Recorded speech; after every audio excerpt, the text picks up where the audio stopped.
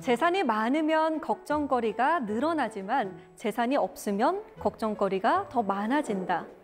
유대인의 지혜가 담겨 있다는 탈무드에 있는 말인데요. 자녀가 어릴 때부터 계획적인 돈 교육을 시킨다고 유명한 유대인다운 격언이죠.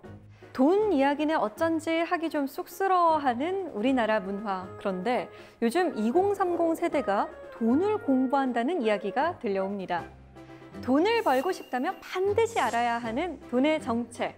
40년 이상 경제 현장을 경험한 전문가의 돈 이야기 들어볼까요? 전세종대학교 홍익희 교수 모셔봅니다.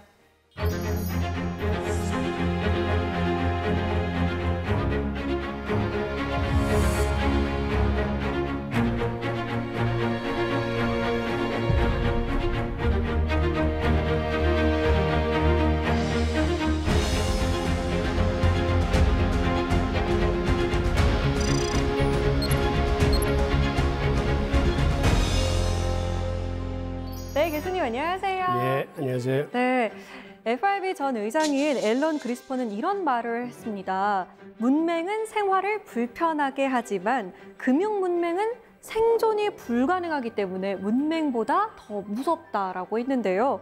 금융 문맹에서 탈출하는 방법 있을까요? 일단은 공부해야 되고요. 그다음에 어렸을 때서부터 금융에 대해서 가까이 할수록 좋고요. 예. 근데 사실 누가 돈 벌었다 이런 얘기 들으면 불안해지잖아요. 나만 뒤처진 건가? 나만 늦은 건가? 라는 생각이 들기도 하고요. 너무 늦은 건 아니겠죠? 세상에 너무 늦은 때는 없어요. 예. 우리가 금융이건 재테크건 첫걸음마를 뛰는 게 중요합니다. 뭐든지 시작하는 게 중요해요. 그래서 오늘 돈에 대한 첫걸음을 같이 한번 뛰어보시죠. 네, 그럼 돈에 대한 걸음마 함께 시작해 볼까요? 오늘 강연 잘 부탁드립니다. 예.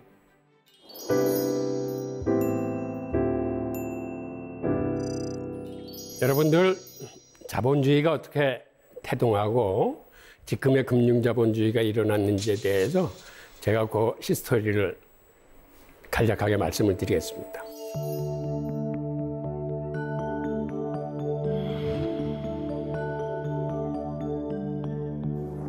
여러분들은 자본주의의 씨앗을 청어가 잉태했다고 그러면 믿으시겠습니까? 그런데 실제로 자본주의의 씨앗을 청어가 잉태했어요. 1492년은 세계사적으로 굉장히 중요한 해입니다. 이때를 분기점으로 중세와 근대가 나누어집니다. 그렇다면 1492년에 무슨 일이 있었길래 이거를 중세와 근대 분기점으로 삼을까요? 1492년에는 중요한 일 세 가지가 동시에 일어났어요. 그 하나는 콜럼부스가 신대륙을 발견한 겁니다. 그리고 그 해에 스페인 왕국이 유럽 대륙에서 이슬람 세력을 몰아냅니다. 근데 이게 역사적으로는 큰 의미가 있는 거예요. 그전까지만 해도 중세의 유럽은 이슬람에 갇혀 살았어요. 그래서 동으로도 서로도 이슬람 세력이 있기 때문에 나가지 못했을 뿐만 아니라 지중해 전체가 이슬람의 해상권이에요. 그래서 바다로도 못 나갔어요. 그다음에 위로는 바이킹들이 있어가지고 위로도 못 나가고 유럽은 그 당시에 프랑크 왕국은 갇혀 살았습니다. 그러니까 그 당시에는 이슬람이 문화적으로, 기술적으로, 경제력으로, 군사력으로 모든 게 유럽보다 월등했습니다. 그걸 1492년에 유럽의 기독교 세력이 이슬람을 몰아낸 뜻깊은 해예요. 동시에 그의 스페인 제국이 기독교 왕국으로 통일하고 난 다음에 스페인에서 그간 스페인 경제를 이끌었던 유대인들을 일시에 추방하기 시작합니다. 그래서 기한을 딱 4개월을 주면서 가톨릭으로 개종을 하든지 개종을 하기 싫은 사람들은 나라를 떠나라 라고 얘기하면서 단 돈이나 금, 은, 화폐 이런 것들은 가지고 나가다 걸리면 처형당한다. 사형시키겠다라고 해서 유대인들이 맨몸으로 쫓겨납니다. 그때 가지고 나갔던 거는 사실은 그 보석, 그 당시만 해도 보석의 가치는 크게 없었는데 어차피 가지고 나갈 수 있는 게 보석뿐이 없었기 때문에 보석들을 한 움큼씩 쥐고 그 당시 비교적 종교의 자유가 있었던 저 네덜란드 쪽의 저지대로 올라가요. 그런데 그 당시 네덜란드 저지대는 바다보다도 낮은 위치에 있었기 때문에 소금기가 많아서 농사가 안 돼. 그래서 거기는 그 당시 한 100만 명 정도의 사람들이 모여 살았는데 그 사람들은 주로 바닷가에 가서 고기 잡는 일을 하고 굉장히 못 살았던 척박한 동네입니다. 그 정도로 못 살던 지역에 유대인들이 올라가서 보니까 바다에서 청어를 잡아와서 청어를 소금에 절인 다음에 이 소금에 절인 청어를 유럽 대륙에 파는데 청어를 절이는 데 쓰는 소금이 북쪽의 한자 상인들이 암염, 즉 땅속에서 판 소금을 이렇게 그 비싼 값에 대주는 겁니다. 근데 유대인들이 자기들이 살았던 스페인 지역에 북부에 바스크라는 지역이 있었는데 바스크 사람들은 대구잡이를 해서 자기들이 천인염을 만들어서 대구를 소금에 절였어요.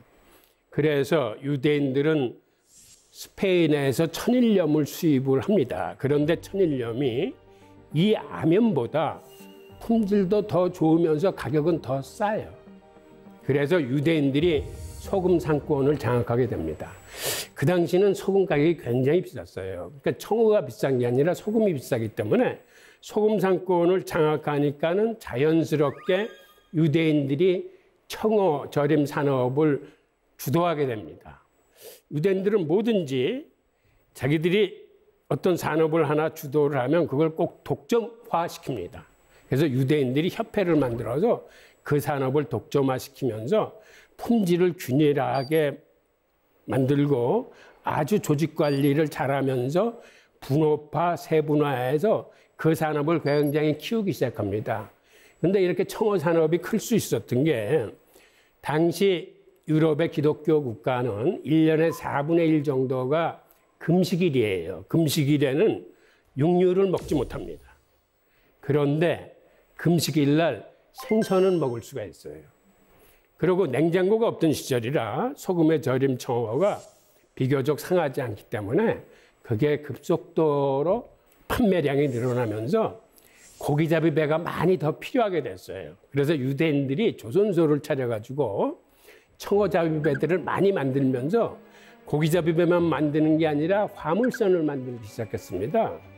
그런데 그 당시 화물선은 다른 나라를 통행하거나 할 적에 다른 나라에서 통행세나 관세를 받을 적에 일일이 물건을 세서 받은 게 아니라 배가 들어오면 그 배의 갑판, 면적을 보고 거기에 비례해서 관세를 징수했습니다. 그러니까 유대인들은 관세를 줄이기 위해서 갑판에 붙어있던 대포들을 다 떼어보내고 갑판은 아주 비좁게 만들고 오히려 상품을 싣는 선복을 크게 만들어서 좀 배가 기형적이다 싶을 정도로 이 배불뚝이 배를 만듭니다. 하지만 일단 통행세를 적게 내니까 다른 나라보다 운임을 많이 줄일 수 있었어요. 자그마치 네덜란드의 화물선이 다른 경쟁국에 비해서 운임이 3분의 1 정도로 파격적으로 경쟁력을 갖습니다. 그리고 평조선의 특성상 이게 그 강이나 수로를 쫓아 올라가면서 물건을 고객한테 가장 가까운 곳에 배달을 해줄 수 있어요. 이 밑바닥이 뾰족한 첨조선은 접안시설, 즉 항구시설이 있어야만 접안을 해요. 근데 평조선은 웬만한 물가에는 다 접안을 할 수 있습니다. 그래서 고객 서비스도 월등하게 좋아지고 하니까는 유럽의 화물을 네덜란드가 거의 다 싹쓸이를 합니다. 그 통해 암스테르담이 물류 기지가 돼요. 물류 기지가 되면서 중개 무역이 발달합니다. 근데 무역이 발달하면 무역을 지원하는 뭐가 발달하죠? 바로 금융업하고 보험업이 발달을 해요. 네덜란드가 그러한 그 경제력을 바탕으로 동양하고 무역을 하는 네덜란드 동인도 회사를 1602년에 만듭니다. 그런데 동양하고 무역할 적에는 크고 많은 선박이 필요할 뿐만 아니라 장거리에 오랜 시간이 걸리기 때문에 중국까지 한번 갔다 오려면 한 2년 걸려요. 그러니까는 어느 한두 사람의 자본력으로 할 수 있는 사업이 아니에요. 그래서 유대인들이 그때 아이디어를 내는데 네덜란드 동인도 회사를 근대적 의미에서 최초의 주식회사, 즉 여러 사람들한테 돈을 모아서 회사를 설립을 합니다. 이래서 세계 최초의 근대적 의미의 주식회사가 네덜란드에서 탄생을 합니다. 이게 유대인들이 스페인 제국에서 쫓겨나서 네덜란드에 온 지 100여 년 만에 일어난 사실이에요. 그 다음에 선박이 떠나면 그 주식을 갖고 있는 사람들이 오랜 기간 참을 수 없는 사람들은 이걸 서로 바꾸기 시작하는데 이 주식 거래를 좀 활성화시켜주기 위해서 네덜란드가 세계 최초의 주식 거래소를 만듭니다. 게다가 암스테르담이 물류 기지가 되니까 각국으로부터 많은 상품들이 모임과 동시에 각국의 돈들이 다 네덜란드로 모이는 거예요. 그래서 네덜란드에는 그 당시 화폐 종류가 거의 한 1000가지에 이를 정도로 너무 많은 화폐가 모이니까는 자기네들도 이거를 서로 분간하기가 힘들었어. 그래서 당시 세계 최초의 중앙은행격인 암스테르담 은행을 창설해서 화폐 통일을 이뤄냅니다. 그래서 나온 화폐가 길드화예요. 사실은 어떤 의미에서 근대 최초의 기축통화가 길드화입니다. 그러니까 우리가 흔히 자본주의 씨앗이라고 부를 수 있는 주식회사, 주식거래에서 중앙은행이 바로 암스테르담에서 탄생을 합니다. 그래서 청어가 자본주의 씨앗을 잉태했다라고 이제 말씀을 드린 겁니다.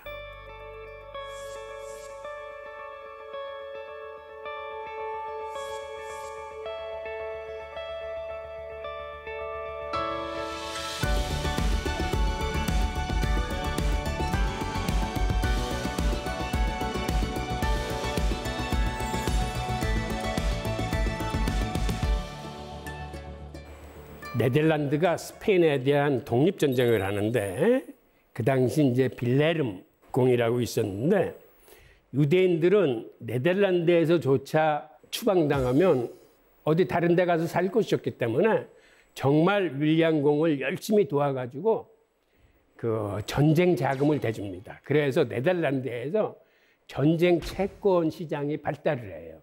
평소에는 연 15%, 20% 했던 게 채권 시장이 발달하면서 유대인들의 어떤 금융산업의 힘에 의해서 금리가 한 2, 3%대로 인하가 돼요.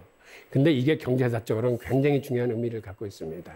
이렇게 금리가 인하가 되니까 투자가 살아나면서 그 세계적인 무역망의 건설과 더불어서 해외 투자가 활성화되는 거죠. 그리고 또 하나, 영국이 당시에는 굉장히 후진국이었었어요. 그래서 영국은 국내에서는 해외에 수출할 물건이 별로 없어가지고 수출 물량이 달랑 양털 하나예요. 근데 양털조차도 자기네들이 수출을 못하고 유대 상인들이 들어가서 걷어 나와가지고 이제 수출을 해줬거든요. 그러다 보니까 그 후진국인 영국에서 발달한 게 해적질입니다.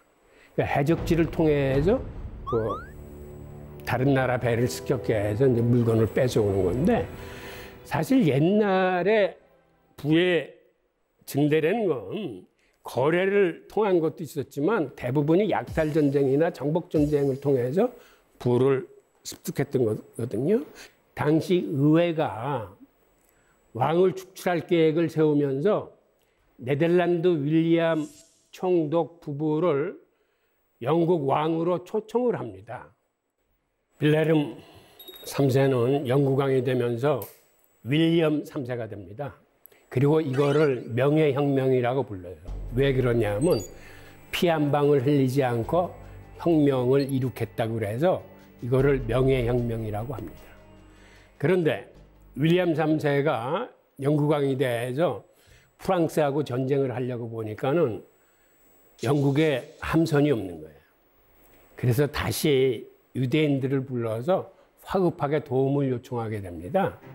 프랑스하고 전쟁해야 되는데 당신들이 네덜란드에서 나를 도와줬듯이 이번에도 나를 좀 한번 도와달라.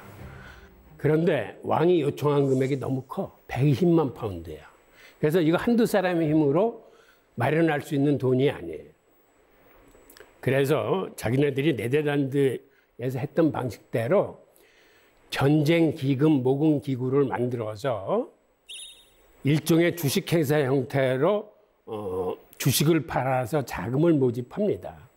그래서 그렇게 모은 돈을, 즉 그 당시는 금괴인데 금괴를 왕한테 빌려주면서 왕하고 딜을 해요. 왕께서는 이 돈을 저희한테 영구적으로 갚으시지 않아도 됩니다. 단 매년 8%의 이자를 주십시오. 그 당시 시중금리가 15%가 넘었기 때문에 8%는 그렇게 높은 금리가 아니었어요. 그리고 왕실에 빌려주는 이 돈을 담보로 이 금액만큼 우리가 은행권을 발권하게 해 주십시오 라고 간청을 드려서 이들이 성사가 됩니다. 그래서 잉글랜드하고 웨일즈 지역에서는 최초의 은행권을 유대인들이 발권을 해요. 그리고 전쟁기금 모금기구를 주식회사 영란은행으로 바꿔요. 그래서 영국의 중앙은행인 영란은행이 탄생하게 됩니다. 그 왕은 돈이 쓸 필요가 있을 때마다 영란은행에 국채를 발행해서 주고 영란은행으로부터 돈을 빌려다 쓰게 돼요. 그래서 그때 어떤 시스템이 생기냐면 파운드화를 발행하기 위해서는 국채를 발행해서 영란은행에 주면 영란은행이 파운드화를 찍어서 왕실에 주는 이런 시스템이 생겨요. 그래서 국채가 파운드화 발행하고 이게 연동이 됩니다. 그런데 미국에서 중앙은행을 만들 적에 바로 이 영란은행 시스템을 그대로 따갑니다.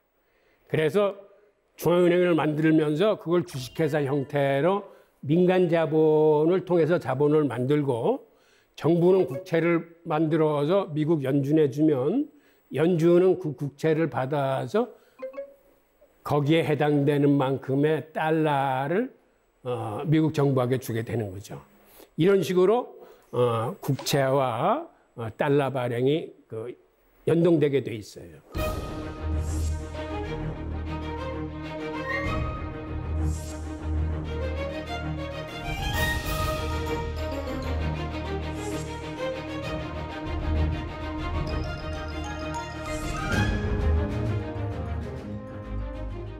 여러분들은 왜 투자와 소비가 살아나지 않는다고 생각하십니까? 예전에는 금리가 낮으면 투자가 살아났어요. 그래서 중앙은행이 쓰는 통화정책에서 시장이 너무 활성화되어 있으면, 너무 불붙어 있으면 금리를 올립니다. 그건 시장을 좀 냉각시키기 위해서예요. 그 다음에 시장이 침체되어 있으면 금리를 내려요. 그럼 투자가 살아나서 경제가 다시 경기가 좋아지는 거예요. 그런데 어느 때서부터인가 이게 작동하지 않아요. 흔히 여러분들 뉴노멀이라는 얘기를 들어보셨을 겁니다. 그 얘기는 무슨 얘기냐면 지금은 사저 시대예요. 저금리, 저투자, 저성장, 저물가 시대입니다. 즉 금리를 아무리 낮춰도 투자가 살아나지 않는 시대가 되어버렸어요. 그런데 왜 이런 시대가 됐을까요? 그거는 사실은 두 가지 이유인데, 하나는 공급 과잉입니다. 지금은 이제 생산 기술의 발달로 생산성이 굉장히 향상돼 있고, 고객들이 필요한 물건들은 많이 만들어서 공급하는 시대예요. 수요 측면에서는 수요가 나날이 줄어들고 있어요. 왜 사회가 발전하는데 수요가 줄어들까요? 우선 그 이유는 사실은 소득 불평등과 부의 편중에 그 이유가 있습니다. 이게 무슨 얘기냐면, 우선 저 그래프를 한번 같이 보시죠.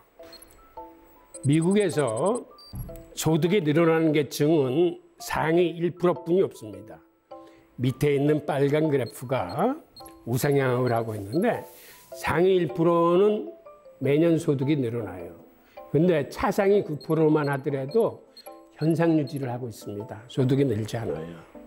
그다음에 미국 국민 전체 90%는 매년 소득이 줄어들고 있어요. 저건 사실은 뭐를 의미하냐면 우리가 10명이 있는 사회를 가정했을 때 돈 잘 버는 한 사람이 나머지 9사람보다 돈을 더 많이 벌어. 그러면 어떤 일이 벌어질까요? 중산층이나 서민들은 사실은 버는 대로 돈을 다 써요. 근데 돈이 한 사람한테 몰리면은 이 사람은 쓰는데 한계가 있어. 그래서 이 사람한테 들어가는 돈은 사회로 환원되지 못하고 이게 곳간에 비축이 됩니다. 공급 쪽에서는 물건은 날로 많이 나오는데 소비 측면에서는 사회 소득의 반이 곳간에 축적돼서 소비로 환류돼서 나오지 않는 거예요. 이런 무슨 일이 터질까요? 이게 바로 불경기이자 공황이에요. 바로 상위 10%가 세계 소득의 50%를 넘어섰을 적에 1929년 대공황이 터집니다. 2008년도 글로벌 금융위기도 상위 10%가 전체 소득의 50%를 달성했을 적에 글로벌 금융위기가 터지거든요. 그런데 이게 개선되지 못했어요. 그래서 지금도 상위 10%가 전체 소득의 50% 이상을 가져가요. 근데 미국만 이런 게 아니라 이거는 우리나라도 마찬가지고 세계 전반적인 현상이에요. 즉, 왜 이런 현상이 생겼냐면 1971년도에 닉슨 쇼크라고 생기면서 달러와 금가의 고리가 끊어지고 그 다음엔 근원 인플레이션 2%의 한도 내에서 달러가 무제한 발행되기 시작합니다. 즉, 그 전까지만 해도 시중에 유통되는 금융자산의 양이 세계 GDP의 한 50% 정도뿐이 안 됐어요. 그랬는데 세계 GDP는 연 3, 4% 증가하는 데 비해서 금융자산은 연 한 15% 정도, 서너 배 이상 이쪽이 크기 시작합니다. 돈을 버는 이런 금융소득이 너무 앞서 나가면서 소득 불평등과 빈부격차가 커진 겁니다. 그래서 지금 세상에서는 금리를 내려도 이제는 더 이상 그게 투자화되지 못하고 경제 성장을 끌어내지 못합니다. 그리고 또 하나 중요한 문제는 저렇게 국민 90%의 소득이 매년 줄어들면 어떤 일이 벌어질까요? 중산층이 한마디로 붕괴되기 시작하면서 하류화되는 겁니다. 그러면 사회의 허리가 없어져요. 이건 자본주의에 대한 심각한 도전이에요. 그러니까 저런 상태는 지속 가능한 상태가 아니에요. 지금 제로금리와 양적 완화로 아무리 많은 돈을 뿌려도 그건 월스트리트를 통해서 나오면서 있는 사람들만 혜택을 주기 때문에 자산 가격만 올립니다. 즉 주식 가격하고 집 가격만 올려요. 대신 서민들한테 흘러가지 않기 때문에 소비자 물가를 건드리지 않아요. 그러니까 집값은 저렇게 폭등하고 주식 가격은 저렇게 신고가를 행진하는데 오히려 소비자 물가는 디플레이션을 걱정할 정도로 올라가지 않습니다. 이건 그간의 통화정책이나 그간의 금융정책이 바르지 않다는 걸 의미를 해요. 그래서 미국이 정책을 바꿔서 이제는 통화정책이 아니라 재정정책으로 나가는 거예요. 미국 정부가 통화주도권을 갖고 국채를 발행해서 마련한 돈으로 미국 국민들 개개인을 향해서 혹은 기업을 향해서 꼭 필요한 것에서 통화를 공급하기 시작합니다. 이게 지난 상반기 미국이 썼던 재정정책이에요. 미국이 상반기에 3조 4,500억 달러를 풀면서 그것의 태반을 개인들한테 풀었습니다. 즉 개인 기본소득, 그다음에 실직자들 실직 보험급여, 그다음에 사회복지 프로그램 등등을 해서 재정의 절반 이상을 개인들한테 직접 쏴줬어요. 그다음은 기업 대출, 기업들한테 어려운 기업들한테 이제 대출을 해준 겁니다. 그러니까 그간의 통화 정책인 양적 완화는 이건 해봤더니 부자들 좋은 일만 시키더라. 그리고 경제 성장에 큰 도움이 안 되더라. 라는 반성에서 시작해서 이제는 통화 공급의 양태가 틀려지게 된 겁니다. 교수님, 코로나19가 경제에 어마어마한 영향을 미치고 있잖아요. 지금 이 상황에 대해서 교수님은 어떻게 생각하세요? 예, 코로나19가 세계 경제에 심각한 부정적인 영향을 끼친 건 맞아요. 왜 그러냐면 코로나19로 인해서 우선 산업장들이 폐쇄되고 록다운, 셧다운해서 이동도 제한되고 그통의 세계 무역이 급속하게 줄어들고 그다음에 일자리들을 많이 잃어와서 개인들이 엄청 힘들어지고 있고 이러한 게 복합적으로 진행되면서 인류가 경험해 보지 못한 새로운 경제 불황에 이제 진입을 하고 있는 거죠. 예. 재정은 사실은 크게 세 가지 기능이 있어요. 그러니까 민간 섹터에서 하지 못하는 사회 인프라를 깐대거나 공기업을 운영한다거나 하는 자원 배분의 기능이 있고 경기가 안 좋았을 때 경기를 살려내는 그러한 경기 안정화 대책이 하나 있고 그다음에 세 번째는 조세나 이런 걸 통해서 부의 재분배 기능이 있습니다. 그런데 여태까지는 재정은 경기 부양 쪽에 초점이 맞춰졌는데 이번 코로나19로 인해서 이렇게 해서 되는 게 아니구나. 이제는 서민들과 중산층을 중심으로 경기를 살려야 되겠다라고 해서 기본소득이 전격적으로 채택이 되고 일자리 창출을 정부 주도형으로 해야 되겠다라는 그런 의식이 살아나기 시작했습니다. 이게 코로나19가 가져온 현재 변화 상황이고 앞으로의 어떤 그 미래도 이렇게 바뀌어 나갈 것으로 보입니다.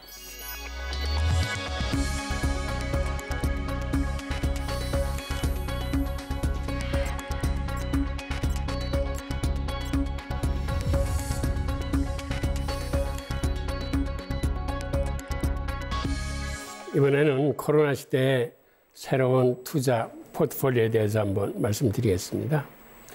지금 세상에는 너무 많은 돈들이 풀렸어요. 아시겠지만 미국이 코로나19를 맞아서 지난 3월 이후에 지금 연준의 자산이 한 7조 달러 정도 갖고 있는데 이 얘기는 곧 연준이 버는 통화를 7조 달러를 풀었다는 얘기거든요. 이게 어느 정도 큰 금액이냐면 2008년도 글로벌 금융위기에 3차 양적 완화를 시행하면서 미국이 6년 동안 푼 돈보다 이번 코로나19 사태로 2달 동안의 푼 돈이 더 많았다는 이야기입니다. 이러한 많은 유동성이 풀리니까 즉 주식시장이 신고가 행진을 하고 그다음에 주택가격이 막 오르는 이런 자산 가격에 이제 버블이 끼기 시작하면서 레이 달리오 같은 양반은 무슨 얘기를 하냐면 이제는 현금은 쓰레기다라고 단언을 하면서 인플레이션을 유념해서 투자를 해야 된다라고 얘기를 합니다. 참고로 레이 달리오는 세계 최대의 헤지 펀드를 운영하고 있는 사람입니다. 근데 이 양반이 얘기하는 거는 이제는 국채를 사지 마십시오. 단 물가 연동돼 있는 물가 연동체 국채만을 사십시오라고 얘기를 합니다. 그 얘기는 물가 연동체 국채라는 건 뭐냐면 이거는 인플레이션이 발생하면 그만큼 원금이 불어나면서 이자도 그에 따라서 불어나면서 주는 국채를 물가 연동 국채라고 부릅니다. 10년마다 투자의 패러다임이 바뀌고 있습니다. 앞으로의 10년은 금의 시대가 올 것입니다. 그래서 여러분들은 포트폴리오에 금을 추가하십시오라고 얘기를 하고 있어요. 그리고 또 다른 하나는 이 양반은 원자재를 얘기합니다. 그래서 포트폴리오를 할 때 물가 연동국채, 금, 그다음에 원자재 중에서 앞으로 상승 가능성이 있는 걸 집어서 이렇게 한 3개 정도로 분산 투자를 권하고 있어요. 금은 사실은 달러 가치하고 반대로 가는 게 금입니다. 왜 그러냐면 사람들이 금을 선호한다는 건 달러에 대한 불신을 의미해요. 이게 사실은 2008년도 글로벌 금융위기 이후에 어떤 일이 벌어졌었냐면 중국을 선두로 이제는 외환보유고에 달러 표시 자산을 담지 않겠다. 즉 미국 국채를 사지 않겠다. 대신에 금을 외환보유고에 편입시키겠다라고 해서 각국 중앙은행들이 금을 사서 외환보유고에 담기 시작했어요. 그런데 미국의 입장에서는 이건 달러에 대한 큰 도전입니다. 그래서 미국 정부가 시중에 단기금리를 올리는 오퍼레이션 트위스트라는 걸 합니다. 즉 금은 단기금리가 올라가면 금은 이게 쥐약이에요. 왜 그러냐 하면 금은 갖고 있어도 이자 한 푼 만들지 못하는데 단기금리가 올라간다는 건 단기에 자금을 은행에다 집어넣으면 많은 금리를 받을 수 있다는 거기 때문에 그렇다면 사람들이 금을 사는 게 아니라 단기금리 국채나 은행 예금 쪽으로 가게 됩니다. 그래서 이제 금값을 이제 떨어뜨렸는데 그래도 금값이 제대로 떨어지지 않자 선물 시장에 현물을 대량 투하하기 시작합니다. 그러니까 예를 들어서 아침에 선물 시장이 문이 열리면서 한 100톤 정도의 금이 쏟아져 내려오는 거예요. 그럼 100톤 정도 되는 금은 이건 개인이 내는 매도 물량이 아니에요. 그래서 금값이 쭉 빠졌다가 다시 이렇게 금값이 올라오면 또 몇백 톤의 물량이 쏟아져 내려오는 거예요. 금값이 오를 만하면 대량의 매도 물량이 나옴으로써 금값을 일정 밴드에 가둬버립니다. 그래서 오랜 기간 온스당 1,350불에서 1,100불 사이를 왔다 갔다 했어요. 이런 사례가 있을 정도로 미국 정부는 금값에 대해서 신경을 많이 씁니다. 근데 이번에 코로나19 사태로 금값이 급락을 했다가 다시 치솟아 오르면서 옛날의 고점을 상회해서 올랐어요. 즉 앞으로 금값이 계속 오를 경우에 과연 이거를 미국 정부나 연준이 이제 어떻게 대처할지가 이제 관심거리인데 금에 투자하시는 분들은 그런 건 이제 눈여겨봐 주시기 바랍니다. 또 하나 재미있는 요소는 금과 은은 서로 동행성을 갖고 있습니다. 동행성이라는 건 금이 오르면은 은도 같이 올라요. 근데 금이 떨어지면 은도 같이 떨어집니다. 근데 여기서 재밌는 현상은 금이 떨어질 때는 금값이 떨어지는 속도보다 은값이 떨어지는 속도가 훨씬 빨라요. 그래서 여러분들이 경기 침체 시에는 은에 대한 투자를 사실은 하면 안 돼요. 그런데 또 재밌는 현상은 경기가 회복될 적에는 금값이 올라가는 속도보다 은값이 올라가는 속도가 훨씬 빨라. 그래서 경기가 회복된다라고 판단이 되면 이때는 금보다는 은에 투자를 하셔야 돼요. 이게 왜 그러냐면 은은 금과 달리 산업용 수요가 50%를 넘습니다. 은이 전기 전도성과 열 전도성이 금속 중에서 가장 좋아요. 우리가 전기를 보낼 때 이제 구리 전선을 쓰는데 사실은 은이 비싸서 그렇지 은이 훨씬 더 전기 전동성이 좋습니다. 그러다 보니까 고급 제품을 쓸 적에는 은을 써요. 태양열판을 쓴다거나 오지산업에서 여러 가지 고급 제품을 만들 적에는 전기 전도의 구리 대신에 거기에는 은을 씁니다. 하여튼 이런 걸 포함해서 은이 뭐 치과용 재료에도 쓰이고 해서 은은 산업용 수요가 거의 이제 60%에 도달할 정도로 굉장히 산업용 수요가 많아요. 그래서 경기가 불투명하다, 불경기에 진입할 것 같다 그러면 은이 금보다 더 빨리 떨어지는 이유입니다. 대신에 경기가 회복돼서 산업용으로 은 수요가 굉장히 많이 쓰일 것 같다 그러면 은이 훨씬 더 빨리 금보다 치솟는 이유예요. 또 예일대학교의 스티븐 러치 교수는 어떤 얘기를 하냐면 앞으로 달러 가치가 한 35% 정도 하락할 거라고 전망하고 있습니다. 이 얘기는 워낙 달러를 많이 풀어내기도 했지만 미국의 리더십이, 지도력이 급격히 하강하고 있다는 걸 얘기하면서 사실은 기축통화라는 건 경제력이나 무역 규모만 커서 되는 게 아니라 어떤 군사적인 패권을 포함한 세계 경찰로서의 리더십이 있어야 되는데 미국 같은 경우 트럼프 대통령이 나오면서 뭐 기후조약에서도 탈퇴하고 뭐 자국 중심 이익주의로 돌아가니까 어떤 세계적인 리더십의 방기 내지 포기로 받아들이면서 이거는 달러 가치의 급격한 하락을 몰고 올 수 있는 위험 요인이라고 보는 거죠. 달러의 미래에 대해서 한번 살펴보죠. 여러분들 중국이 중앙은행이 그 디지털 화폐를 지금 시험 중이라는 얘기를 들으셨을 겁니다.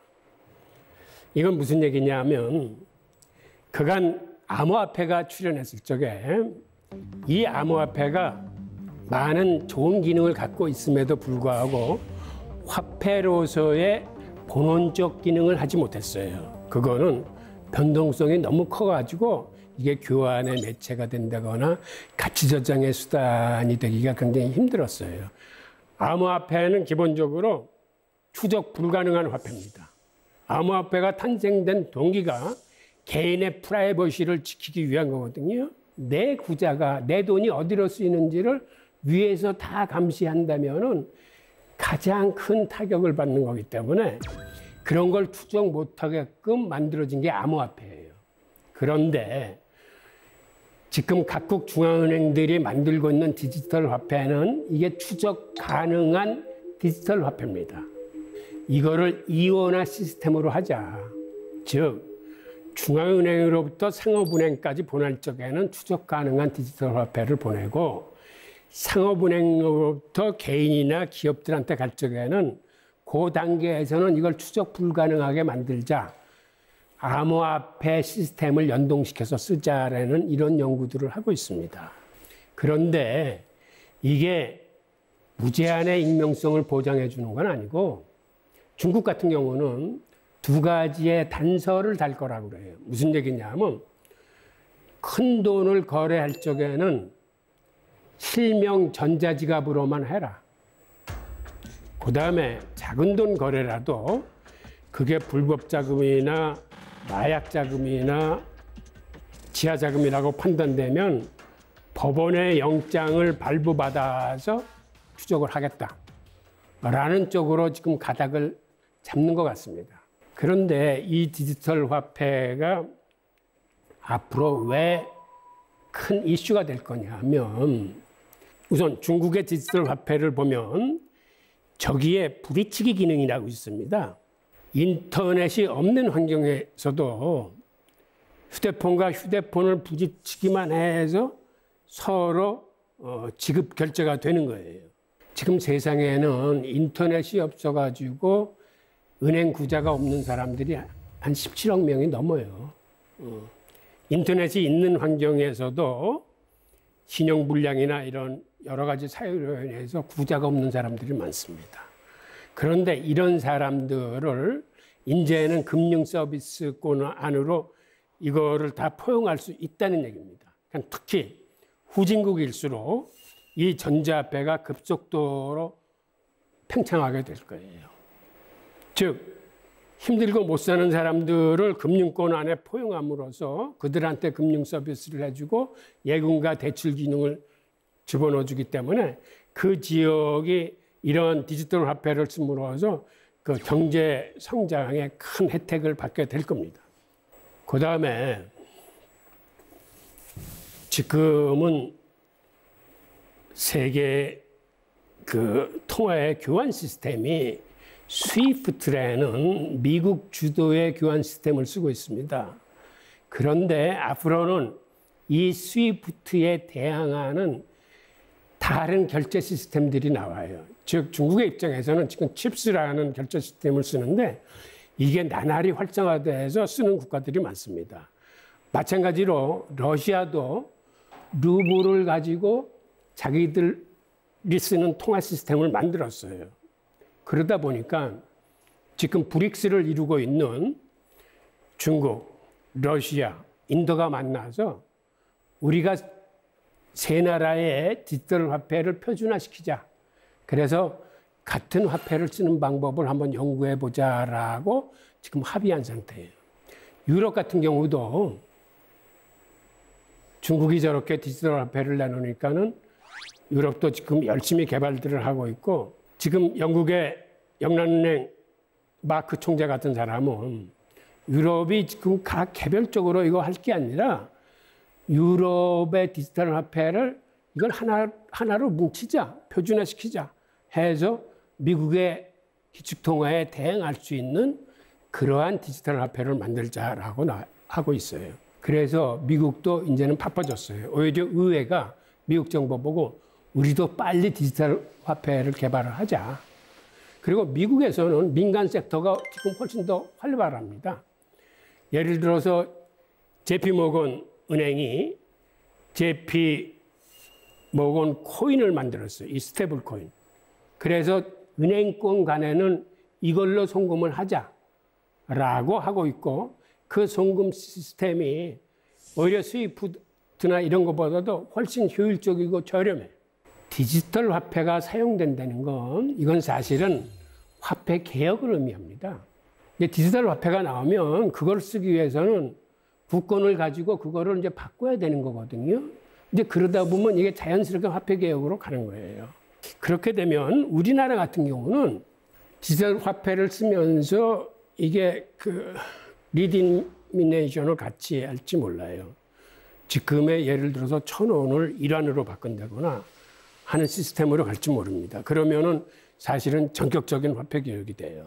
그런데 화폐 개혁이 갖는 장단점이 있는데, 화폐 개혁을 하게 되면은 사실은 지하에 숨어 있는 지하 저금이 세계 GDP의 한 20% 정도 된다고 그래요. 근데 이게 시장에 나오면서 양성화되면서 시장에 많은 그 유동성이 공급되기 때문에 경제가 활성화되는 측면이 있습니다. 이건 화폐 개혁의 장점이에요. 그런데 그럼에도 불구하고 바깥으로 나오지 못하는 검은 돈들이 있어요. 그러면 이 돈들은 실명을 걸고 바깥에 얼굴을 내밀지 못하니까 부동산을 산다거나 상품을 사는 쪽으로 들어갑니다. 그러다 보니까 인플레이션이 발생해요. 화폐 개혁을 하면. 그러니까 경제 활성화라는 장점이 있는 반면에 인플레이션이라는 단점이 있는데, 하여튼 디지털 화폐가 나오고 그 다음에 그 리디미네이션이 나오면은 화폐 개혁이 급격하게 이루어질 수도 있다라는 거를 염두에 두셔야 할 거예요.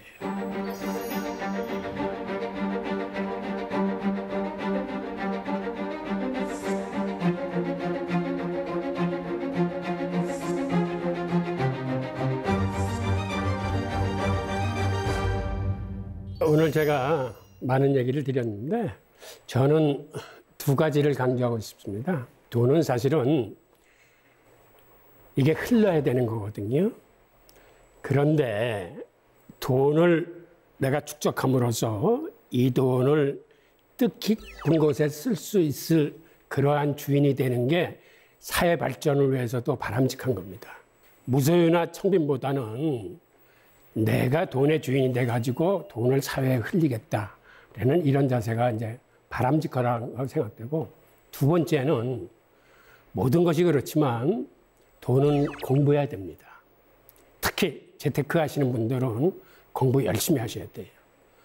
우선 두 가지 방법이 있는데, 경제의 거시적인 흐름을 광범위하게 이렇게 통찰해서 보실 수 있는 그런 통찰력을 길리셔야 되고, 그 다음엔 미시적으로 예를 들어서 기업은 기업의 분석이라거나 그 산업의 전망이라거나 이런 거에 대해서 사실은 치열하게 공부하셔야 돼요. 그래서 오늘은 돈의 인문학을 주제로 돈의 전체적인 그 과거의 역사서부터 흐름을 살펴봤는데, 앞으로 여러분들이 그러한 마음가짐으로 그 돈에 대한 접근이 이루어지시면 좋겠습니다. 자, 감사합니다.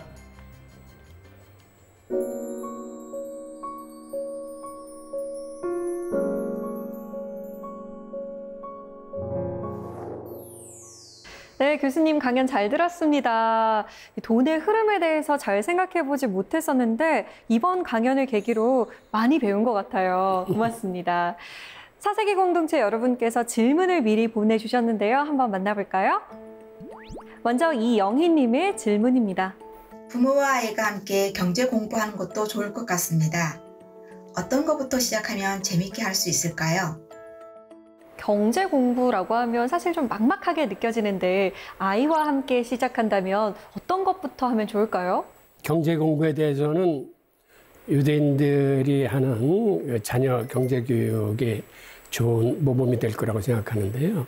3분의 1은 가난한 사람을 위해서, 3분의 1은 나의 미래를 위해서, 3분의 1은 현재의 나를 위해서 쓰도록 하는 그런 훈련, 즉 가난한 사람을 위한 저축, 나의 미래를 위한 저축, 그리고 3분의 1은 자기의 현재를 위해서 쓰면서 이런 거를 기록하고 관리하는 습관, 그런 방법들을 생활 속에서 가르쳐 주는 게 좋을 것 같으네요.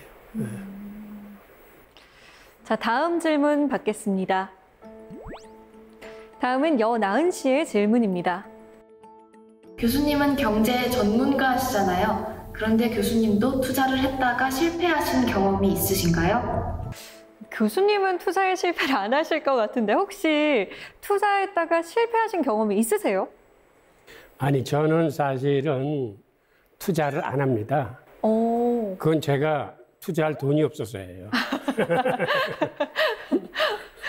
저는 아들 셋을 해외를 데리고 다니면서 크면서 사실은 교육비에 많은 돈이 들어갔고 그렇게 제가 여유로 재테크를 할 만한 그런 입장은 아닌데, 근데 중요한 거는 오히려 그러한 재테크에 몸을 담지 않으니까 재테크의 세상을 좀 더 객관적으로 이렇게 볼 수 있는 그런 장점은 있는 것 같아요.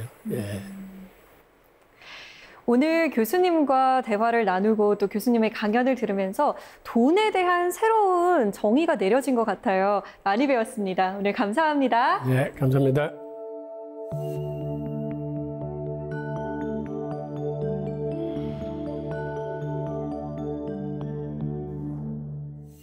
티벳 속담 중에 충분히 가지고 있는 사람이 부자다라는 말이 있습니다.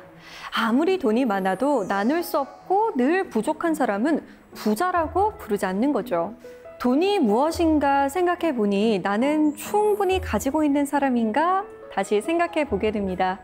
사세기 공동체 스미다. 저희는 다음 시간에 찾아오겠습니다. 고맙습니다.